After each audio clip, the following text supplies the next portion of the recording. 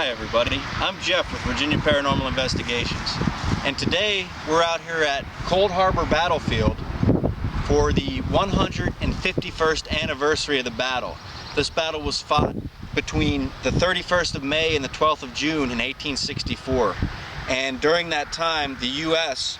lost 12,737 casualties, and the CS had 5,287 casualties. So as you can see, it was definitely a Confederate victory. Now we're going to take a walk along the trail here that highlights some of the historical points and some of the points of interest for the battle, and we're going to talk a little bit about it as we go along. Later on tonight, they're going to do a luminary where they're going to light up a portion of the battlefield, and we'll hopefully get some video of that also.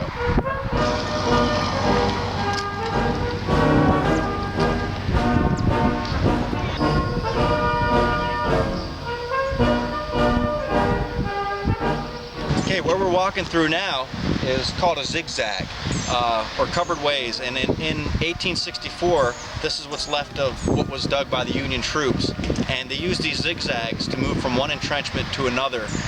You can see them crawling along here carrying heavy loads of ammunition or rations, and these little trenches that they dug would provide them cover from sharpshooters as they moved from one line to the next.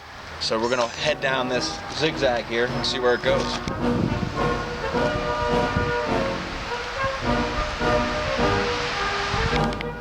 Behind me here are some of the trenches that were dug during the war in 1864, and these trenches really changed warfare a lot. Before then, the men met face to face on the field, and it all depended on who had the more dramatic charge when they came face to face.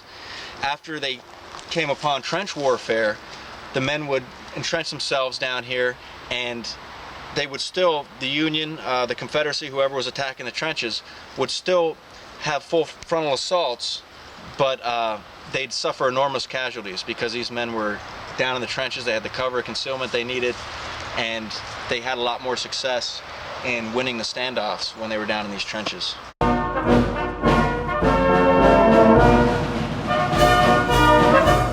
Alright, this bridge that we're standing on now is going over an example of a turned trench, and a turned trench is a trench that was used by both sides of the war because it was facing two different directions, so each army could use it.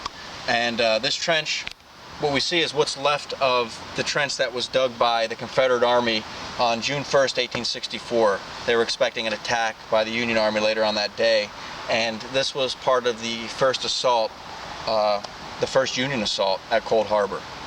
So the trench goes on either side. To the right of us it's kind of overgrown, but over here you can kind of see a little bit of it, what's left.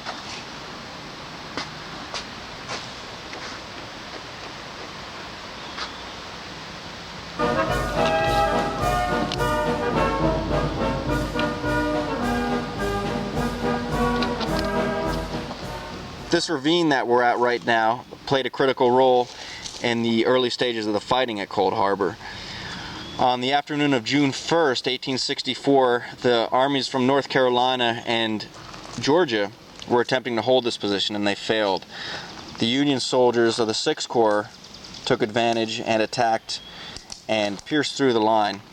The Southern reserves quickly rushed forward though and drove them back and sealed the break in the line, and a new line was formed. So this is what that ravine looks like right now.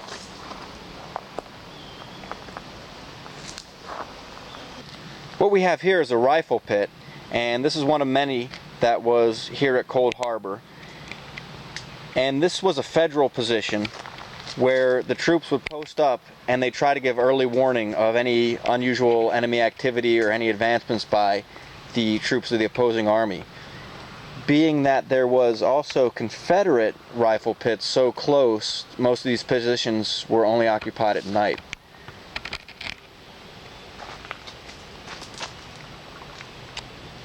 On June 3rd, the Union assaults on nearly all fronts failed, and there were several Union soldiers laying wounded between the lines.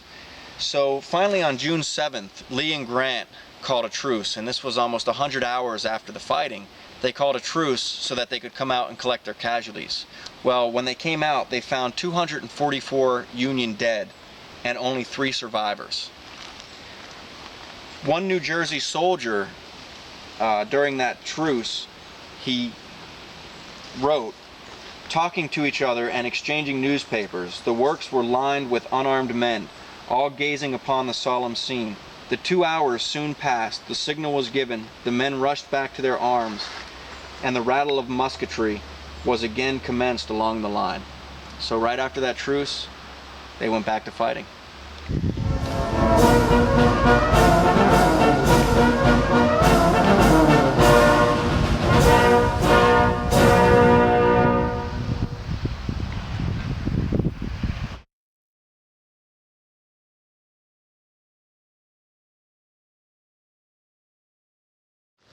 This little creek behind me here is known as Bloody Run, and during the war these waters apparently ran red with blood, and this was because of all the hand-to-hand fighting that went on here, the hand-to-hand combat. This little creek provided very little cover for the Northern Army, and the Confederate troops were perched up here on the hill to my left, and it was an overwhelming victory on the morning of June 3rd for the Southern Army because they had the higher ground. And this is a close-up of the creek at Bloody Run. We're still here at Bloody Run, and we're up on the hill now where the Confederate troops were. We're only halfway up the hill, but I just kind of wanted to give you an overview. The Union troops were down there and the Confederates were up here, so you can see the advantage that the South had over the North during this point in the fighting.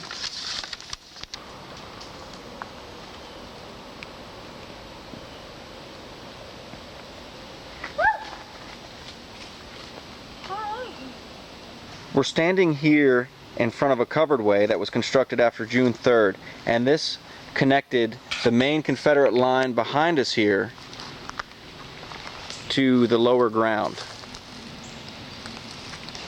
This covered way was dug with bayonets, knives, and a few worn-out shovels. And the words of a South Carolinian that was stationed near here, to guard against the shells that were continually dropping in our midst or outside of our works, the soldiers began burrowing like rabbits in rear of our earthworks and building covered ways from their breastwork to the ground below. In a few days, men could go the length of a regiment without being exposed in the least, crawling along the tunnels, all dug with bayonets, knives, and a few worn-out shovels.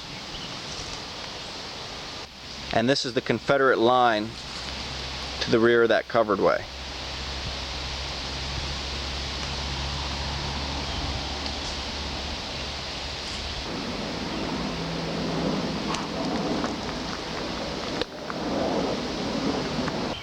Well, throughout this tour of Cold Harbor, we looked at some of the trenches and talked a little bit about trench warfare. During the 2 weeks, nearly 2 weeks, from June 3rd to 12th, the soldiers went through this type of warfare. And here's the words of one Virginian. Thousands of men cramped up in a narrow trench, unable to go out or to get up, or to stretch or to stand, without danger of life and limb, unable to lie down or to sleep for lack of room and pressure of peril. Night alarms, day attacks, hunger, thirst, supreme weariness, squalor, vermin, filth, disgusting odors everywhere. The weary night succeeded by the yet more weary day. The first glance over the way at day dawn, bringing the sharpshooter's bullets singing past your ear or smashing through your skull. A man's life is often exacted as the price of a cup of water from the spring. The casualties here at Cold Harbor were estimated by some to be nearly 2,000 per day. 18,000 soldiers were killed, wounded, or captured. Now, after the battle, the Confederate dead were removed and taken to Richmond, while the Union soldiers were just buried in shallow trenches. Until 1866, that's around the time the burial parties came out to the battlefields and collected the remains, reburying them just east of here. And we're going to see if we can go check out that location. Today, 2,000 Union soldiers lie buried at the Cold Harbor National Cemetery. Well, there you have it, ladies and gentlemen. We kind of gave you a brief, very brief overview of the Cold Harbor battlefield. There's a lot of history here. It was one of the bloodiest battles of the Civil War, and now it's a beautiful place. It's a beautiful walk through the woods. You can see some of the earthworks that are still here and still remaining today, and get a good history lesson from reading the little signs along the way. And that's where we got our information from for this tour, via internet, and of course some of these little signs that we saw. So now we're going to head out. We're going to check a couple more points of interest if we have the opportunity to, and we're going to come back tonight and see if we can give you some video of the illumination ceremony. Alright, well, we stopped at Panera for dinner. If you happen to be at Cold Harbor Battlefield and you're looking for a place to eat, stay on Cold Harbor Road. Just follow it all the way down. You'll hit Moe's, Buffalo Wild Wings, Panera. That's a pretty decent shopping center.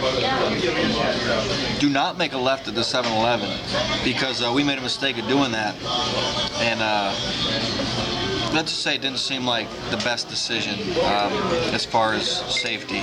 So stay on Cold Harbor Road, come down here to this shopping center. It's one extreme or the other, so the options are very, very slim. There's nothing in between unless you want to eat at a gas station.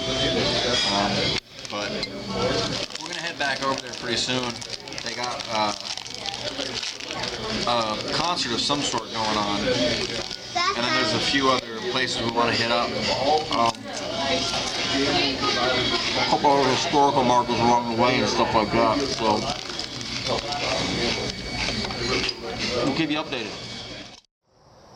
So we stopped off at Gaines Mill, which is part of the 7 Days battles, and one point of interest here that I'd like to point out is this house behind me here. It's called the Springfield Plantation, and on June 27th, 1862, the Union Army came in here and they pushed the family out, and they occupied this house. They used it as a field hospital during the Civil War, or at least there's some evidence of that.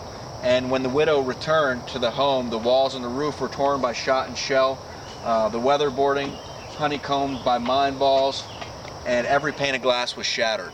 So they left it a wreck. And here it is. I guess they, it looks like they might have kind of touched it up a little bit since then, but Springfield Plantation.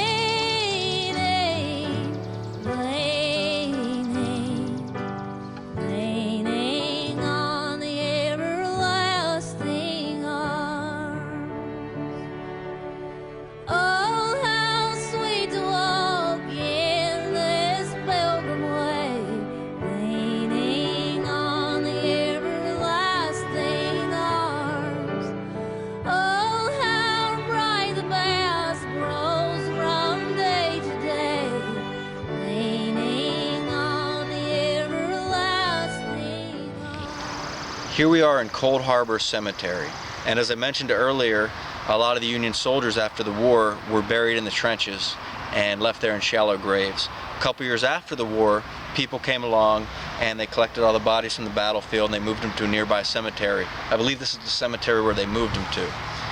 But not only is this area full of history, there's also a ghost story attached with this cemetery. Apparently years ago, a little girl fell out of the window of the caretaker's house, which stands behind me here. And she's been described as a very pretty little girl, always wearing a bonnet and a flowing dress, and her ghost has been seen wandering the grounds of the cemetery at night. Now, we're not going to stick around here till it gets dark to find out, because we're not allowed to, but that's the story associated with this cemetery. Completely new and a unique opportunity for us on this occasion that we've never had before to commemorate not just the battle, but what happened afterwards as the nation and this area tried to put pieces back together. The pieces of a puzzle that really no longer existed anymore. What is America going to be? What will it become? So those questions that everyone was asking 150 years ago today are the questions that we want to play with in our commemorative program tonight. We left Appomattox, about 40 of us, all trying to stay together like we always had, what was left of our regiment.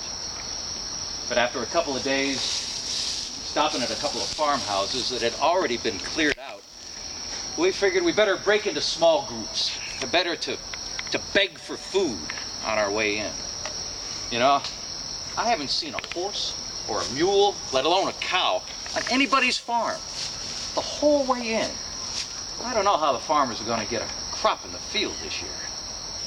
Ball came in, hit a fence post. I was standing beside, ricocheted off that thing, went right into my knee, shattered it, sent me sprawling. God. Worst pain I've ever felt in my life. But I couldn't let on about any of that. I was an officer. The boys were all around. I put on the show, make like it didn't mean all that much. You know. I got mad about it. I believe I even yelled something at the enemy. What was that? Is that all you got? Yeah. Well, I believe I yelled. I'm sure that just scared the hell out of the rest.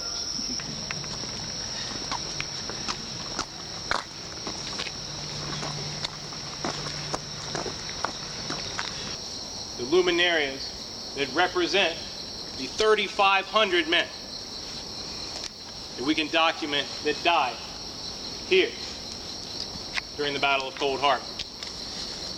It is a staggering thing to see. But made more so by the fact not just that they represent human lives cut short. Young, strong lives full of promise and hope and productivity for the future. Lives unborn, children there would never be.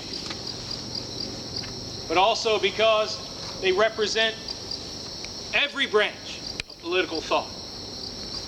Every hope for what America could be is represented in this luminary that you will see tonight. Alright, so here we are at the Luminary, and each one of these candles represents someone that fell during the battle.